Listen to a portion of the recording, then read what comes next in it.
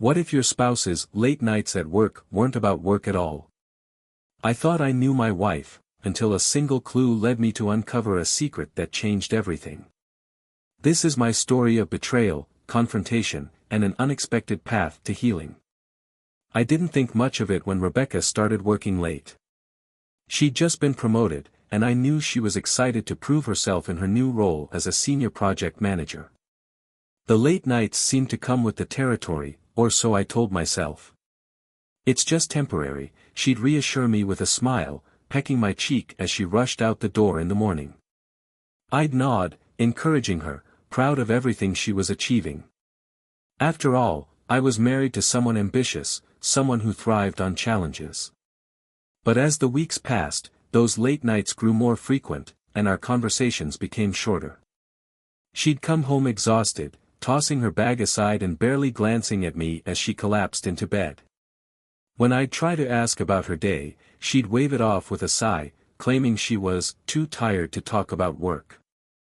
I noticed little changes, too, small but unsettling. She started dressing up more, choosing clothes she hadn't worn in years. Then there were the texts. Rebecca would pull out her phone at odd hours, checking messages with a strange, hidden smile. She'd angle the screen away from me, her face almost secretive. I told myself it was nothing. After all, we'd been together for 8 years. She was committed, loyal, a good wife who worked hard. But the little details started to bother me. I'd catch myself lying awake in bed, wondering why I was suddenly questioning her. A month into this new routine, the tension was growing impossible to ignore. Rebecca's late nights had become so frequent that I couldn't remember the last time we'd had dinner together. When she did get home, she'd stay glued to her phone, and when I'd ask her about it, she'd respond with vague excuses, just work stuff or it's a team chat. They're all online. One night, I tried suggesting a weekend getaway, hoping we could reconnect. But Rebecca brushed it off, saying she was too busy with a big project deadline. I felt an odd pang of disappointment. This wasn't like her.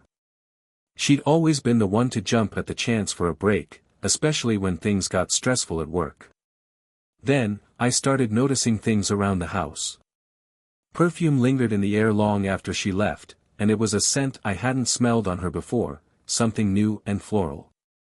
She also started coming home looking more put together than usual, makeup flawless, clothes fresh. It was subtle, but there was something different, almost intentional. One evening, as she was heading out the door, I asked if she wanted me to stop by her office with dinner. She gave me a quick, almost nervous laugh. "No, it's fine. I'll grab something with the team," she replied, then kissed my cheek and left. After the door clicked shut, a strange unease settled in. For the first time, I found myself questioning what was really happening on these late nights. As the days passed, my unease only grew. I hated feeling suspicious of Rebecca, but I couldn't shake the feeling that something was off. Her laughter felt forced, her warmth distant. She was there physically, but it was like she'd checked out of our life together. One Friday evening, after another rushed goodbye from her as she headed off to work, I found myself staring at the clock, wondering if I should just drop by her office unannounced. Maybe this was all in my head, and I just needed to see her immersed in her project to feel reassured. After wrestling with the idea, I grabbed my keys and decided to drive over, convincing myself that I was just going to surprise her with a cup of coffee. Her office building was dark by the time I arrived, with just a few lights glowing on the upper floors. I went inside, where a security guard sat at the reception desk. "Can I help you?" he asked, eyeing me curiously. "Hi," I said, smiling nervously. "I'm here to see my wife, Rebecca. She's working late tonight." The guard's brows furrowed as he checked his log. "Rebecca." He glanced up, confusion on his face. "I don't have her signed in tonight. In fact, she hasn't logged any after-hours work this week." My heart pounded as I tried to keep my face neutral. "Are you sure?" I asked, forcing a casual tone. He nodded, double-checking. Sorry, sir. There's no record of her working late here this week. I muttered a quick thank you and left the building, my mind racing. If she wasn't at work, then where was she spending her evenings? As I drove back home that night, my thoughts were a blur. If Rebecca hadn't been working late, then she'd been lying to me, repeatedly. I replayed her words in my mind, her teen chats, her constant project deadlines, the rushed goodbyes. It all felt like a carefully crafted story, designed to keep me off track. That weekend, I tried to observe her more closely without letting on that anything was wrong. She seemed cheerful, almost too cheerful, as if everything was perfectly normal. But now, I saw through the performance. It was in the little things, how she kept her phone angled away from me, how she seemed to double-check her appearance before leaving, how she was always quick to give explanations that felt rehearsed. On Monday morning, after she'd left for work, I decided to take a deeper look. My heart raced as I searched through her nightstand, feeling a mix of guilt and desperation. That's when I found something unexpected, a receipt from a high-end restaurant in the city, dated just a few days ago. A quick glance at the time told me it was from one of her supposed late nights at work.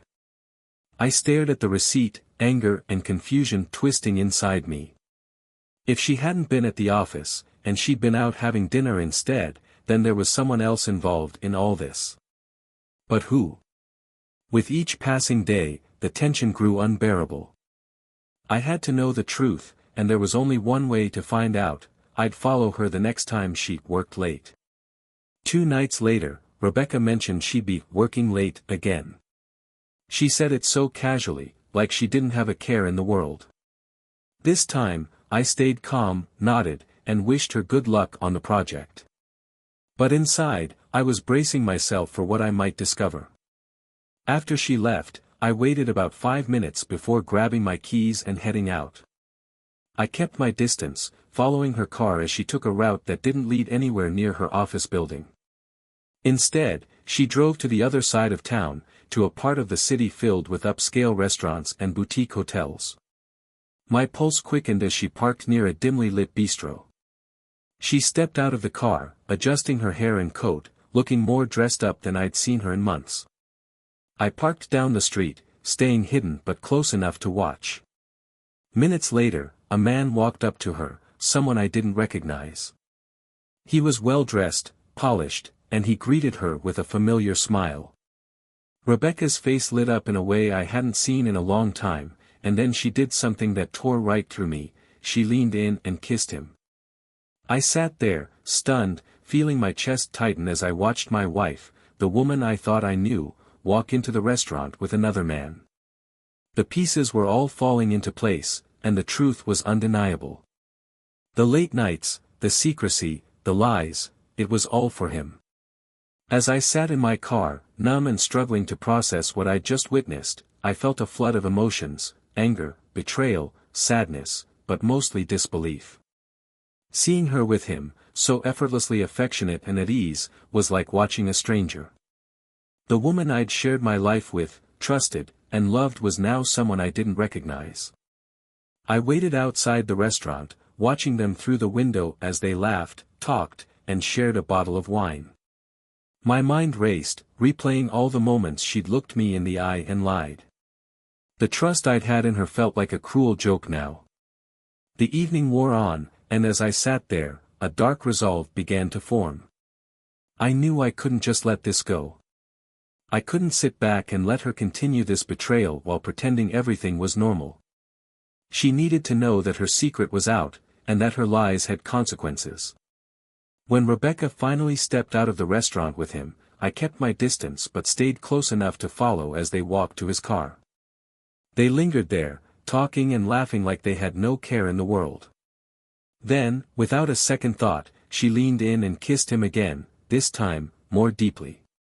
Something inside me snapped. I got out of my car, walked toward them, and cleared my throat. Rebecca turned, her face paling when she saw me standing there.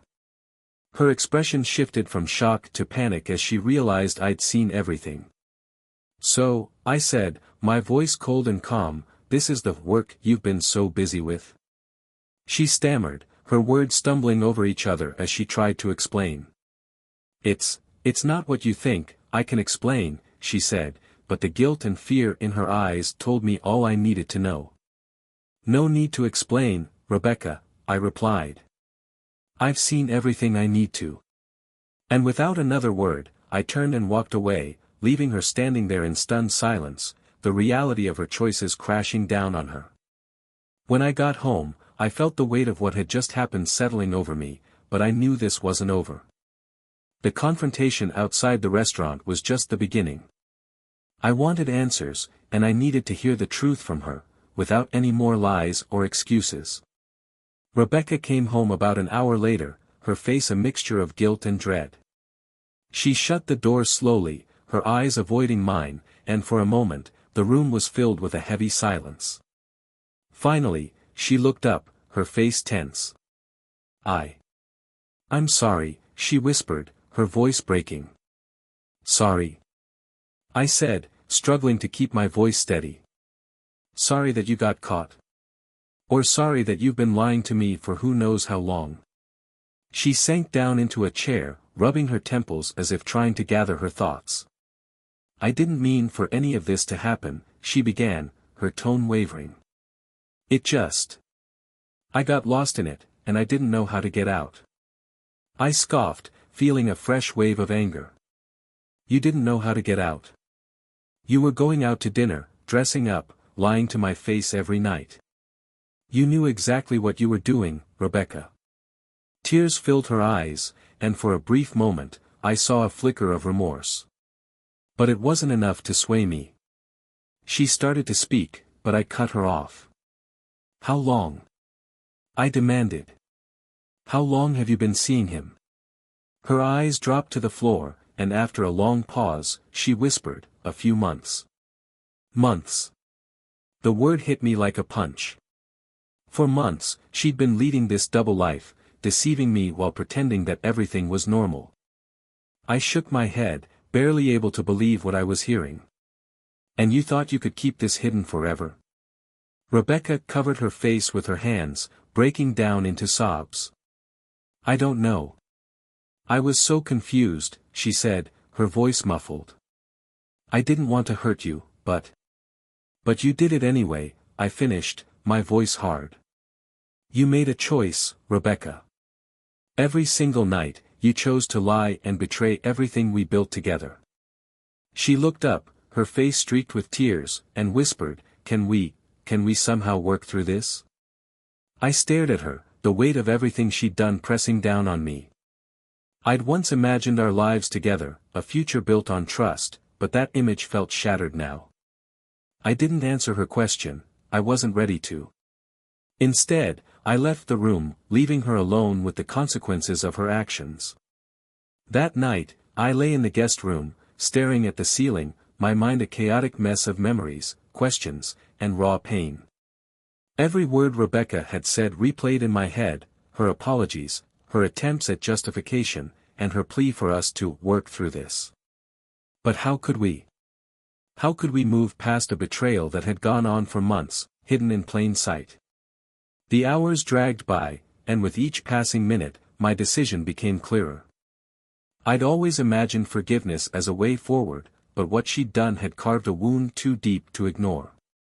I wasn't sure if I could ever trust her again, or even look at her the same way. Morning arrived, and with it, a cold clarity. I knew what I needed to do. When I stepped into the kitchen, Rebecca was already there, looking worn and haunted, dark circles under her eyes. She glanced up at me, her face a mixture of hope and dread. Did you sleep at all? She asked softly. No, I replied, my voice devoid of emotion. I spent the night thinking, and I've come to a decision. She swallowed, bracing herself. What is it? I can't do this anymore, Rebecca, I said, the words final and firm. There's nothing left to save. You broke my trust, and I don't think that can ever be repaired. Her face crumpled as she shook her head, tears welling up again. Please, I'll do anything. I'll cut contact with him, I'll go to counseling, whatever it takes. Just don't end it like this. I took a deep breath, struggling to hold back my own emotions. It's already ended, Rebecca. You ended it the moment you decided to lie to me, night after night. I deserve better than this, and so do you. Her sobs filled the kitchen, but I couldn't find any more words to offer her. My mind was set. I had been betrayed, and I knew I couldn't spend my life with someone who'd torn our relationship apart so carelessly.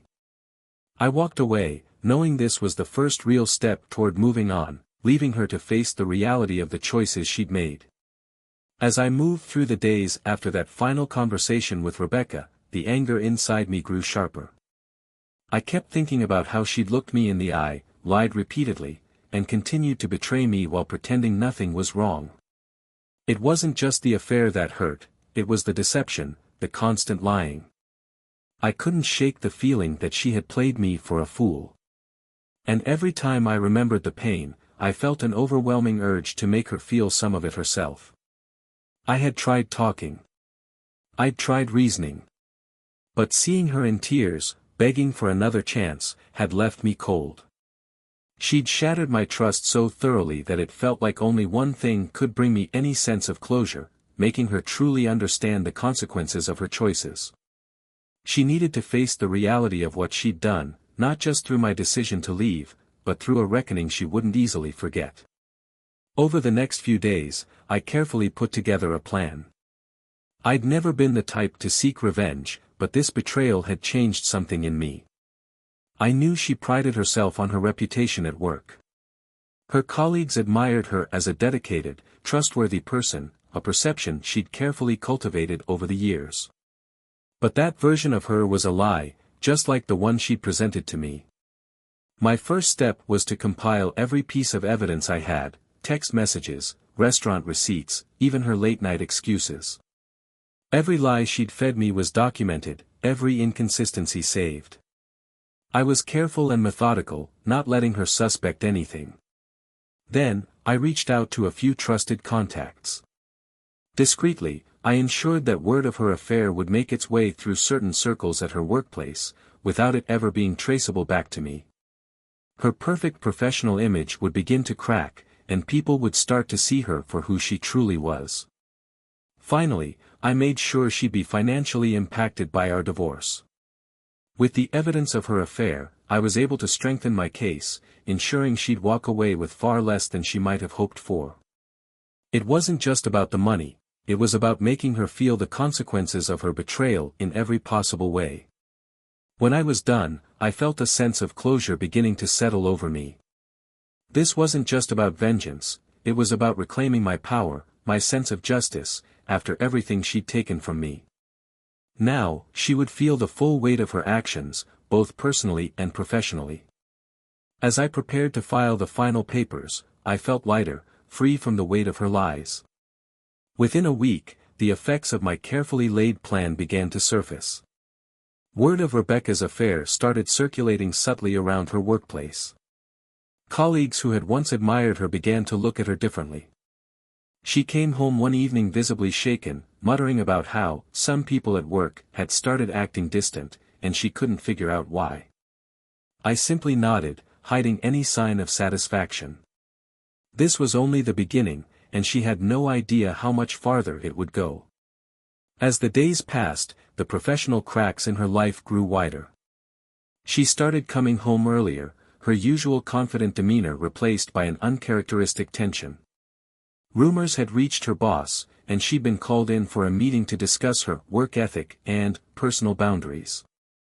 She tried to brush it off to me, claiming it was just office politics, but I knew she could feel her career slipping out of her control. Then, one evening, she received an official notice from my lawyer about our divorce proceedings, outlining every detail, the division of assets, evidence of her affair, and her diminished claim to our shared finances. She read it over, her face pale, and turned to me, disbelief written all over her expression. "What is this?" she demanded, her voice trembling. You're really doing this?" I met her gaze, calm but unyielding. "You gave me no choice, Rebecca. Actions have consequences." She tried to argue, to insist that I was taking things too far, but the words fell flat. She knew she was trapped in a situation of her own making, and the realization was beginning to sink in. Gone was the confident, put-together version of her. All that remained was a woman forced to face the consequences of her betrayal. Over the next few weeks, her life continued to unravel. Her reputation, her finances, and even her sense of stability, all of it was crumbling, and she had no one to blame but herself. Watching her navigate the fallout, I felt a strange sense of peace. It wasn't satisfaction or revenge that I felt, it was closure. For the first time since discovering her affair, I felt free. As the consequences of her actions continued to unfold, Rebecca grew desperate.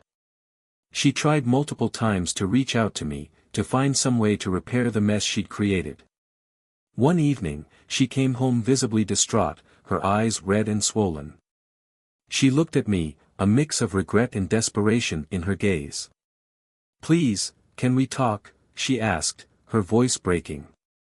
I paused, considering whether there was anything left to say. But seeing her like this, I decided to listen, not out of sympathy, but because I wanted to hear her acknowledge the damage she'd done. She sat down across from me, taking a shaky breath. "I know I've hurt you more than I can even understand," she began, her voice trembling. "I was selfish, and I lost sight of everything that mattered. I don't know what I was thinking. I've ruined everything, haven't I?" I nodded, the bitterness clear in my voice. "Yes, you have. You turned our marriage into a lie, and for what? A temporary thrill?" She looked down, unable to meet my gaze. "It wasn't worth it. None of it was. I don't know, I was looking for something outside of myself to make me feel alive, I guess. But I see now what I threw away. You were always there for me, and I betrayed that trust." Her words were almost what I'd wanted to hear months ago, but now they felt hollow, too late to make a difference. I could see she was genuinely remorseful, but the damage had been done. "I don't know what you expected, Rebecca," I said quietly. "Trust isn't something you can just shatter and hope to rebuild overnight. What did you think would happen when you lied to my face over and over?" Tears fell down her face, and she whispered, I thought I could fix it before it came to this. But I see now that I was only fooling myself. And I'm so sorry." For a moment, silence filled the room, the weight of everything we'd lost hanging between us. I could feel her remorse, but I knew it didn't change anything. The love and trust we'd once shared were beyond repair. "I hope you understand now, Rebecca," I said finally. "This isn't just about an affair.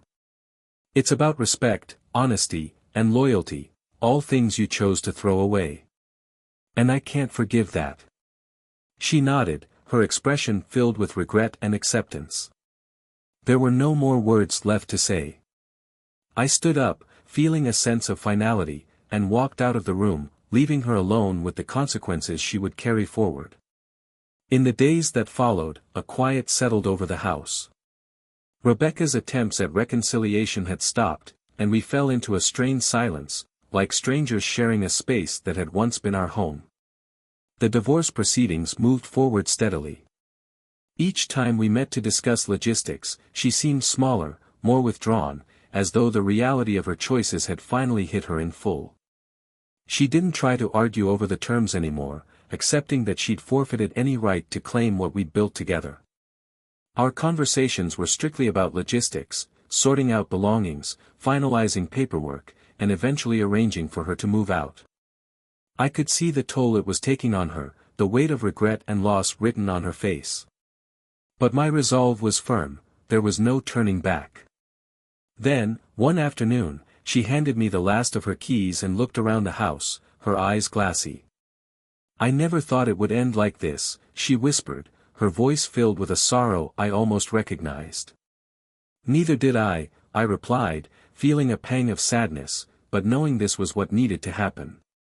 With one last, remorseful glance, she turned and walked out the door, leaving the house, and our life together, for the last time.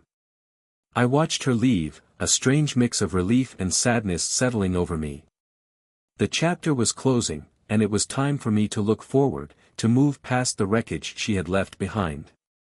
Over the following weeks, I focused on rebuilding my life. The pain of betrayal lingered, but each day brought a little more clarity, a little more peace. I started reconnecting with friends, throwing myself back into hobbies I'd forgotten, and slowly rebuilding a life I could call my own. The house was finally a place of peace, a space that I could redefine without the shadows of betrayal lurking in every corner. Reflecting on everything that had happened, I knew that I'd grown stronger, wiser. The pain had shaped me, but it hadn't defined me. I had learned the value of resilience, of trust, and of self-respect. And while I would never wish this experience on anyone, I realized that it had taught me what mattered most, to live honestly and fully, and to hold close those who truly value loyalty. With each passing day, I felt the future stretch out before me, filled with possibility. I was free from the lies, free from the weight of betrayal, and finally free to live life on my own terms. As the weeks turned into months, my life began to settle into a new rhythm. Friends and family noticed a change in me, one that even I hadn't fully anticipated. For the first time in a long time, I felt lighter, unburdened by distrust and betrayal, ready to rebuild my life. I found myself rediscovering parts of me that I'd put aside during my marriage, reconnecting with old friends, focusing on my career, and learning what happiness felt like again. Then, one day, a surprise encounter brought a new energy into my life. I was at a local cafe, catching up with a friend, when I noticed someone I hadn't seen in years, Megan, a friend from college. We'd lost touch after graduation, each going our own way, but she'd always been someone I'd shared easy laughter and a genuine connection with. We struck up a conversation, reminiscing about the past and catching up on the years we'd missed. There was no pressure, no expectations, just two people reconnecting over a shared history. We started meeting up now and then for coffee, talking about everything from work to life's unexpected twists. She didn't ask about my recent divorce, and I didn't feel the need to dive into it. Being with her felt like a breath of fresh air, a reminder of what life could feel like when shared with someone genuine. As our friendship deepened, I felt a sense of hope I hadn't expected. Megan was kind, grounded, and had an energy that made the days feel brighter. Slowly, without me even realizing it, I found myself drawn to her in a way I hadn't felt in years. She became a presence in my life that made me look forward to the future instead of dwelling on the past. Though I wasn't rushing into anything, I couldn't ignore the feeling that life was giving me a second chance. Megan was a reminder that there were still good people in the world, people who valued honesty, kindness, and trust, things I now cherished more than ever. As my connection with Megan continued to grow, I felt a part of myself returning that I hadn't realized I'd lost. The ease, the laughter, and the genuine conversations we shared were everything I'd been missing. With her, I didn't feel the lingering weight of betrayal, instead, I felt a sense of possibility and freedom. One evening, Megan and I took a walk in the park, the air crisp as the leaves turned amber around us. As we talked about our lives, our dreams, and even the difficult times we'd each been through, she reached over and held my hand. The warmth of her touch felt steady, real, and I knew that this was the kind of connection I'd been searching for, one built on honesty, respect, and a true desire to be there for one another. The next day, I found myself thinking about my past, but this time without pain. What I'd been through with Rebecca felt like a closed chapter, something that had helped shape me but no longer defined me. Instead of bitterness, I felt gratitude, for the lessons, the growth, and the strength I'd gained along the way. If anything, it had prepared me to be here, in this moment, ready to move forward with someone who genuinely cared. With Megan, I wanted to build something real. I was cautious, careful not to rush, but for the first time, I felt like I could fully embrace the idea of a new future. She knew about my past, and instead of judgment, she offered understanding. She'd gone through her own share of heartache, and in that shared vulnerability, we found a unique bond. In Megan, I saw a fresh start, a chance to rebuild a life on my own terms, with someone who understood the value of loyalty and trust. We took things one day at a time, but every moment felt purposeful, as though all the pain and challenges I'd faced were leading me toward this new beginning. As we continued down the path together, I realized that sometimes, life has a way of bringing you exactly what you need when you're finally ready to receive it. And with Megan by my side, I was more than ready to embrace a future filled with hope, honesty, and a love that felt true. Just as things were starting to feel stable and hopeful again, life threw me an unexpected curveball. One evening, as Megan and I were sitting together after dinner, my phone buzzed with a notification. It was a message from an unknown number. Curious, I opened it, and my heart skipped a beat. The message read, "I don't expect you to forgive me, but I need to tell you the truth about what really happened." It was from Rebecca. Against my better judgment, I decided to read on. Rebecca explained that there was more to the affair than I'd known, things she hadn't shared before. She wrote about how her work stress had spiraled into something she hadn't been able to handle, how the affair hadn't even been about attraction but had been an escape she now deeply regretted. But the real surprise was her last line, "I recently found out I'm pregnant, and I don't know if it's his." I sat there, stunned. My mind raced with questions, disbelief, anger, and an odd sense of detachment. A part of me wanted to delete the message, to let it go, to continue forward with Megan and leave Rebecca in the past. But another part of me knew I couldn't ignore it, not when there was a chance that the child could be mine. Megan noticed my expression and gently asked if everything was okay. I looked at her, feeling the pull between my painful past and my promising present. After a long pause, I told her everything, sharing Rebecca's message and the whirlwind of emotions it had brought up. To my surprise, Megan took my hand and offered her full support. "We'll get through this," she said softly. "Whatever you need to do, I'm here." With Megan's steady presence beside me, I knew I would face whatever came next. I reached out to Rebecca to arrange a paternity test, knowing that the results would determine the next chapter of my life. The days that followed felt like a blur. As I waited for the paternity test to be scheduled, emotions I thought I'd moved past came rushing back. Memories of my marriage with Rebecca, moments of happiness that now felt like someone else's story, mixed with the betrayal and bitterness I'd worked so hard to let go. It was as if my past was demanding one final reckoning before I could fully close the door. Megan was incredible through it all, her patience and support anchoring me in a way I hadn't expected. She understood that this situation had brought back unresolved pain and told me to take whatever time I needed. Her understanding only deepened my appreciation for her and solidified the growing bond we shared. Finally, the day of the test arrived.